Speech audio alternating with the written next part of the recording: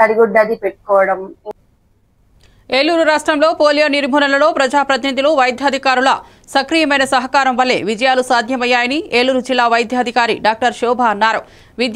విశ్వ పోలియో దినోత్సవం సందర్భంగా పాండురంగ ఎలిమెంటరీ పాఠశాల వద్ద ర్యాలీ నిర్వహించి నిండు జీవితానికి 2 చుక్కలు, 5 సంవత్సరాలలోపు పిల్లలకు పోలియో చుక్కలు తప్పనిసరిగా వేయించండి అనే నినాదాలతో విద్యార్థులు ఊరేగారు.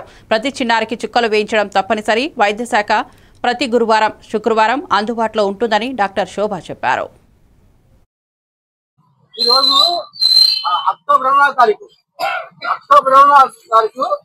ప్రపంచ పోలియో దినోత్సవం.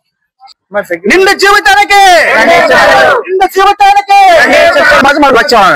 నేను డాక్టర్ శోభ, డిస్ట్రిక్ట్ ఇమ్యునైజేషన్ ఆఫీసర్, ఏలూరు జిల్లా. ఈ రోజు అక్టోబర్ 24న మనం వరల్డ్ పోలియో డే కింద జరుపుకుంటున్నాం. పోలియో అంటే అందరికీ తెలుసు, ఇది నరాల బలహీనత వల్ల నరాలను చచ్చిపోయేటట్టు వైరస్ వల్ల వస్తుంది. సో దీని వల్ల మనం దీన్ని వ్యాక్సిన్ ద్వారా అరికట్టచ్చు. 100% కూడా మనం అరికట్టచ్చు. సో మన దగ్గర భారతదేశంలో 2014లో మనకి లాస్ట్ కేసు వచ్చింది. మన ఆంధ్రప్రదేశ్ లో 2008లో లాస్ట్ కేసు రిపోర్ట్ చేయబడింది. అప్పటి నుంచి కూడా మనం పోలియో లేదు.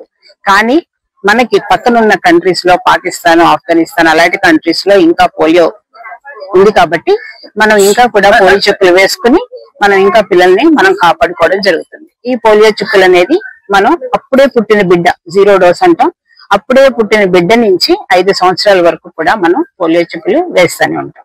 సో అప్పుడే పుట్టిన బిడ్డకి ఏ హాస్పిటల్లో డెలివరీ అయితే ఆ హాస్పిటల్లో పోలియో చుక్కలు వేయడం జరుగుతుంది.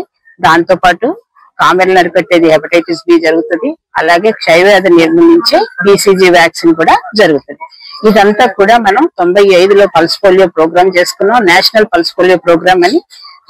దాన్ని ఏంటంటే మాస్ గా ఒకేసారిగా ప్రతి ఒక్క బిడ్డకి 5 సంవత్సరాల్లో ఉన్న ప్రతి ఒక్క బిడ్డకి కూడా మనం పోలియో డ్రాప్స్ తోటి మనం ఈ వాళ్ళలో యాంటీబాడీస్ మనం పెంపొందించడం జరిగింది.